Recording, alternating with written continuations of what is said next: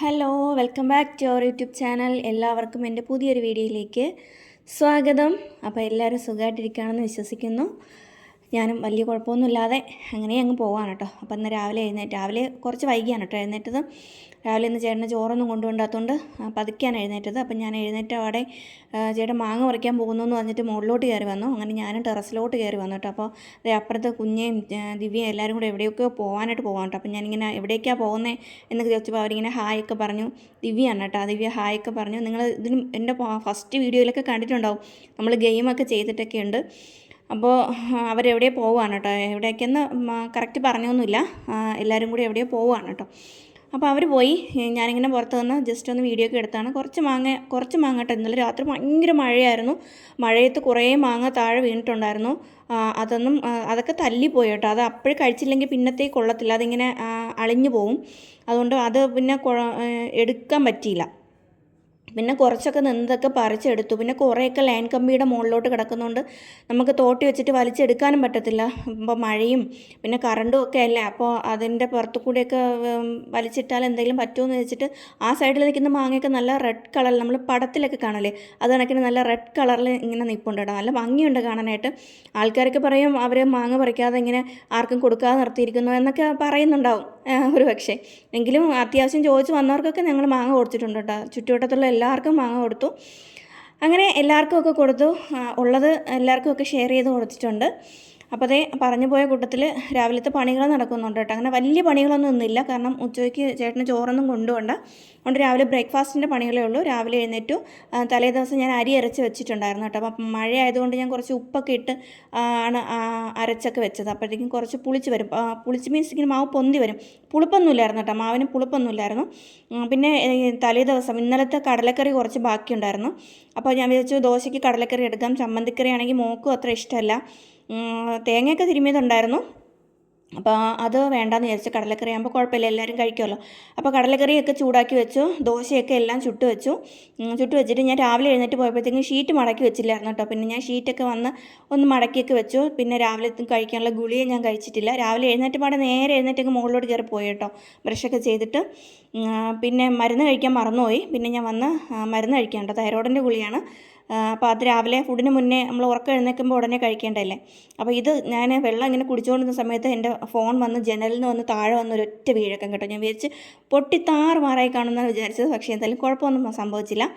പിന്നെ അതേ ദോശയൊക്കെ ചുട്ട് വെച്ചു. മക്കൾ രണ്ടുപേരും എഴുന്നേറ്റില്ല കേട്ടോ. ഇന്നലെ രാത്രി കുറേ നേരം അവരിന്ന് ടി വിയൊക്കെ കണ്ടുകൊണ്ടിരിക്കുന്നുണ്ടായിരുന്നു. ഉറങ്ങാൻ പറഞ്ഞിട്ടും കേൾക്കാതിരുന്ന് ടി വിയൊക്കെ കണ്ട് അവർ കുറേ നേരം ഉറങ്ങി കേട്ടോ. ഇന്ന് എനിക്ക് തോന്നുന്നു 11:30 മണിക്കാണ് അവർ ഉറക്കം എഴുന്നേറ്റ് വന്നത് തന്നെ. പിന്നെ എനിക്ക് വിശന്നത് കൊണ്ട് ഞാൻ ദോശയും കടലക്കറിയും കൂടെ കൂട്ടി കഴിക്കുകയാണ് കേട്ടോ.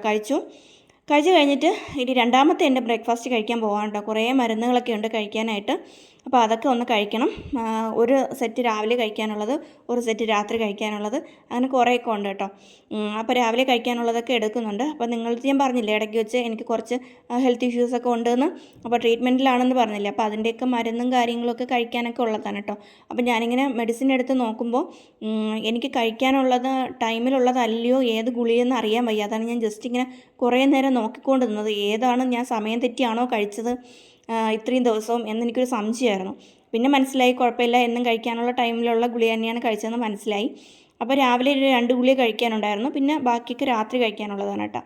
അപ്പോൾ അതൊക്കെ ഒന്ന് കഴിച്ചു. അതൊക്കെ ഒന്ന് കഴിച്ചതിന് ശേഷം പിന്നെ എനിക്കങ്ങനെ പ്രത്യേകിച്ച് പണിയൊന്നുമില്ല കേട്ടോ. ഉച്ചയ്ക്ക് ഇവിടെ ആർക്കും ചോറ് കഴിക്കാൻ ഒട്ടും താല്പര്യമേ ഇല്ല. അപ്പോൾ ചോറ് ഞാൻ വെച്ചില്ല. ചോറ് വെക്കാതിരുന്നിട്ട് ഞാൻ പറഞ്ഞു എന്തെങ്കിലും ഉണ്ടാക്കണമെങ്കിൽ ഉണ്ടാക്കാമെന്ന് പറഞ്ഞു. അപ്പോൾ അതേ ഇവിടെ ഒരാൾ തറയിൽ കിടന്ന് ടി വി കാണുന്നുണ്ട്. ഇന്നലെ ഇവിടെ ഇല്ലായിരുന്നു ആശാൻ. പോയിട്ട് ഇന്നലെ രാവിലെ എത്തിയിട്ടേ ഉണ്ടായിരുന്നുള്ളൂ, മിനിഞ്ഞാന്നും ഇല്ലായിരുന്നു. അപ്പോൾ ഞാൻ പറഞ്ഞു നമുക്ക് ഒരു മാംഗോ ഷേക്ക് ഫലൂഡ പോലെ എന്തെങ്കിലും ഉണ്ടാക്കാം എന്നിങ്ങനെ പറഞ്ഞു. അപ്പോൾ ഞാനിങ്ങനെ വിചാരിച്ചു, മാമ്പഴ കാലമൊക്കെ അല്ലേ, അപ്പോൾ ഇഷ്ടംപോലെ മാങ്ങയും വീട്ടിലുണ്ട്. കുറേയൊക്കെ ചെത്തിയൊക്കെ കഴിക്കും. ഒരുപാടായാലും നമുക്ക് പിന്നെ മാങ്ങ എല്ലാവർക്കും ഇഷ്ടമാണ്. എങ്കിലും നമുക്ക് അധികമായിപ്പോയാൽ നമുക്കൊരു മടുപ്പല്ലേ. എപ്പോഴും കണ്ടും അതിൻ്റെ സ്മെല്ലടിച്ചും ഒക്കെ നമുക്ക് കഴിക്കാനൊരു മടുപ്പ് പോലെയാണ്. അപ്പം മക്കൾക്കും ഒക്കെ അത് ഇങ്ങനെ ചെത്തി കൊടുത്താൽ അവർ കഴിക്കും. അങ്ങനെ ചെത്തി കഴിക്കില്ല, നമ്മൾ കൊടുത്താലേ കഴിക്കത്തുള്ളൂ. എടുത്ത് വായിൽ വെച്ച് കൊടുത്താലേ കഴിക്കത്തുള്ളൂ. അപ്പോൾ ഞാൻ വിചാരിച്ചു എന്തെങ്കിലും ഒരു വെറൈറ്റി ആയിട്ട് എന്തെങ്കിലും ഉണ്ടാക്കാമെന്ന് വിചാരിച്ചു. അപ്പോൾ ഞാൻ എൻ്റെ ഒരു ഫ്രണ്ടിനോട് ചോദിച്ചു കേട്ടോ, എന്തെങ്കിലും വെറൈറ്റി ആയിട്ട് മാമ്പഴം വെച്ച് ഉണ്ടാക്കാൻ പറ്റുന്ന എന്തെങ്കിലും ഉണ്ടോയെന്ന്. അപ്പോൾ ഫ്രണ്ടാണ് എനിക്ക് ഇങ്ങനെ ഒരു ഐഡിയ പറഞ്ഞു തന്നത്. അപ്പോൾ ഞാൻ വിചാരിച്ചു അതുപോലെ ഞാനൊന്ന് ചെയ്യാമെന്ന് വിചാരിച്ചു. അങ്ങനെ ഞാൻ കുറച്ച് മാങ്ങ എടുത്തിട്ട് വന്നു ചെത്തിയിടുകയുണ്ട്. ചെത്തുന്നതിൻ്റെ ഇടയ്ക്ക് ഞാൻ കഴിക്കുന്നുമുണ്ട്. അപ്പോൾ ഞാനത് ചെത്തിയെടുക്കുന്നുണ്ട്. അപ്പോൾ ഞാനൊരു ഫലൂദ പോലെ തയ്യാറാക്കാമെന്നാണ് വിചാരിച്ചത്. ഫ്രണ്ട് പറഞ്ഞു തന്നതെന്ന് വെച്ചാൽ നമുക്ക് ഐസ്ക്രീം ബാർ ഉണ്ടാക്കത്തില്ലേ, അതുപോലെ ഉണ്ടാക്കാൻ വേണ്ടിയിട്ടാണ് പറഞ്ഞത്. അപ്പോൾ ഞാൻ എൻ്റേതായ ഒരു വേർഷൻ അതിലുണ്ടാക്കി അങ്ങനെ എടുക്കാമെന്ന് വിചാരിച്ചിട്ട്. അപ്പോൾ ഞാൻ കുറച്ച് മാമ്പഴമൊക്കെ കട്ട് ചെയ്തിട്ടു, കുറച്ച് പാൽ ഒഴിച്ചു, പിന്നെ കുറച്ച് മിൽക്ക് മെയ്ഡ് കേട്ടോ. മിൽക്ക് മെയ്ഡ് ഫ്രിഡ്ജിലിരുന്നുകൊണ്ട് തന്നെ കുറച്ച് സെറ്റായിട്ടിരിക്കുമായിരുന്നു കേട്ടോ. അതൊന്ന് കുറച്ച് ടഫായിരുന്നു അത് ഇതുക്കിയൊക്കെ എടുക്കാൻ വേണ്ടിയിട്ട്. അതൊക്കെ എടുത്തൊഴിച്ചിട്ട് കുറച്ച് പഞ്ചസാര ഇട്ട് കൊടുത്തു. എന്നിട്ട് അത് നന്നായിട്ട് അടിക്കാനായിട്ട് വെച്ചിട്ടുണ്ട് കേട്ടോ. അപ്പോഴത്തേക്ക് നമ്മുടെ നേരത്തെ കുറച്ച് സേമിയ ഉണ്ടല്ലോ, നമ്മുടെ സേമിയ ഞാൻ കുറച്ച് പച്ചവെള്ളത്തിൽ വേവിച്ച് എടുത്ത് വെച്ചിട്ടുണ്ട്. അത് ഞാൻ കുറച്ച് വെന്തപ്പോഴത്തേക്കും കുറച്ച് പച്ചവെള്ളം കൂടി ഒഴിച്ച് അത് സ്ട്രെയിൻ ചെയ്ത് എടുത്ത് വെച്ചിട്ടുണ്ട്. എന്നിട്ട് ഞാൻ നമ്മൾ എടുത്ത് വെച്ചിരിക്കുന്ന മാമ്പഴമില്ലേ, അത് ഞാൻ നന്നായിട്ട് മിക്സിയുടെ ജാറിലിട്ട് നന്നായിട്ട് ബ്ലെൻഡ് ചെയ്ത് കൊണ്ടുവന്നിട്ടുണ്ട്. എന്നിട്ട് അത് ഞാനൊരു പാത്രത്തിലോട്ട് ഒഴിച്ച് കൊടുക്കുവാണേ. അപ്പോൾ കുറച്ച് ഫലൂദ പോലെ കുറച്ച് ലൂസായിട്ട് കഴിക്കാമല്ലോ എന്ന് വിചാരിച്ചിട്ട് ആണ് കേട്ടോ അങ്ങനെ എടുത്തത്. അപ്പോൾ ഉച്ചയ്ക്കത്തെ ആഹാരം സത്യത്തിൽ ഇതാണ് കേട്ടോ. വേറെ ഒന്നും, ഇത് കഴിക്കുമ്പോൾ തന്നെ ഭയങ്കര ഹെവിയാണ്. നമുക്ക് പെട്ടെന്ന് വിശക്കത്തൊന്നുമില്ല. പാലും മാങ്ങയും മധുരവും ഒക്കെ ആകുമ്പോഴത്തേക്കും നമുക്ക് വിശക്കത്തൊന്നുമില്ല. നല്ല അത്ര ഹെൽത്തി ഒന്നും ആണോ എന്ന് ചോദിച്ചാൽ എനിക്കറിയില്ല കേട്ടോ. പഞ്ചസാരയൊക്കെ ചേർക്കുന്നതൊക്കെ അല്ലേ, അപ്പോൾ അത്ര ഹെൽത്തി ഒന്നും ആയിരിക്കത്തില്ല. എങ്കിലും വല്ലപ്പോഴൊക്കെ കുടിക്കുന്നുണ്ട്, കുഴപ്പമൊന്നുമില്ല. നമുക്ക് മാമ്പഴമൊക്കെ കിട്ടുന്ന സമയത്തല്ലേ ഇങ്ങനെയൊക്കെ ഉണ്ടാക്കാൻ പറ്റത്തുള്ളൂ. അപ്പോൾ ഞാൻ അതിലേക്ക് ജാറ് കഴുകി കുറച്ച് പാലും കൂടെ ഒഴിച്ച് കഴുകി ഞാൻ ഒഴിച്ച് കൊടുക്കുന്നുണ്ട് കേട്ടോ. അപ്പോൾ 1/2 ലിറ്റർ പാലാണ് ഞാൻ എടുത്തിട്ടുള്ളത്. പിന്നെ കുറച്ച് നട്ട്സ് വാങ്ങിയിട്ട് വന്നിട്ടുണ്ടായിരുന്നു, അതും കൂടി പൊടിച്ചെടുക്കുന്നുണ്ട്. ആദ്യം ഞാൻ കൈകൊണ്ട് ഇങ്ങനെ പൊട്ടിച്ചിടാനാണ് നോക്കിയത്. പിന്നെയാണ് ഓർമ്മ വന്നത് ഇടികല്ലിൽ വെച്ചിട്ട് ജസ്റ്റ് ഒന്ന് ഇങ്ങനെ ക്രഷ് ചെയ്തെടുക്കാമല്ലോ. ഒന്ന് മിക്സിയുടെ ജാറിലിട്ടാൽ അത് അങ്ങ് ഭയങ്കരമായിട്ട് അങ്ങ് പൊടിഞ്ഞു പോവും. പിന്നെ ചെറിയ ജാറാണെങ്കിൽ ചീത്തായിരിക്കുകയാണ്, വലിയ ജാറേ ഉള്ളും താനും. പിന്നെ ഞാൻ ഇതിൽ വെച്ച് ജസ്റ്റ് ഒന്ന് ക്രഷ് ചെയ്തെടുക്കാമെന്ന് വിചാരിച്ചിട്ട് അങ്ങനെ ഒന്ന് പിസ്തയല്ല ബദാമും കാഷ്യൂവും ഒന്നിങ്ങനെ ഇടിച്ച് എടുക്കുവാണ് കേട്ടോ. ഇടിച്ചെടുത്ത് മാറ്റി വെച്ചിട്ടാണ് ബാക്കി പണികൾ.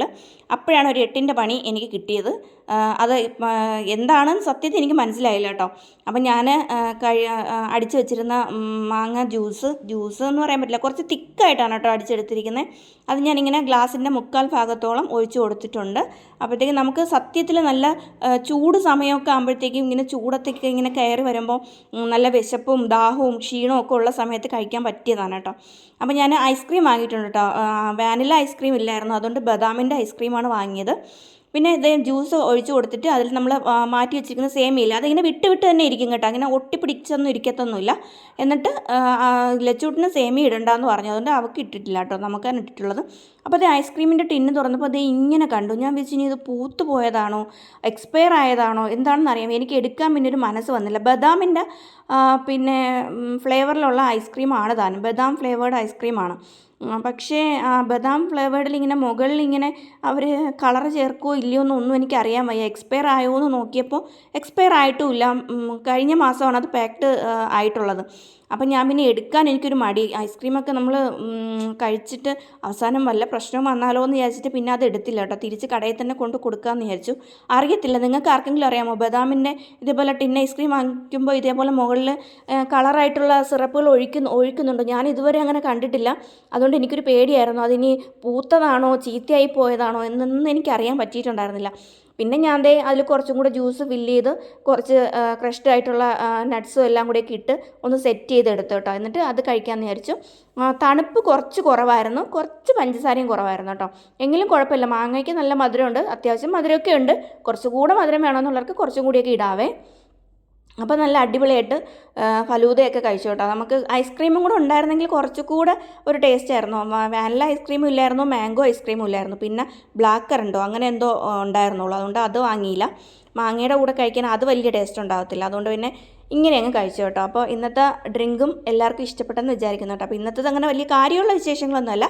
അപ്പോൾ എല്ലാവർക്കും ഇഷ്ടപ്പെട്ടെന്ന് വിചാരിക്കുകയാണ്. ഇഷ്ടപ്പെട്ട ലൈക്ക് ചെയ്യാനും ഷെയർ ചെയ്യാനും സബ്സ്ക്രൈബ് ചെയ്യാനൊന്നും മറക്കരുത്. ഇനി നെക്സ്റ്റ് വീഡിയോ ആയിട്ട് നമുക്ക് നാളെ കാണാം.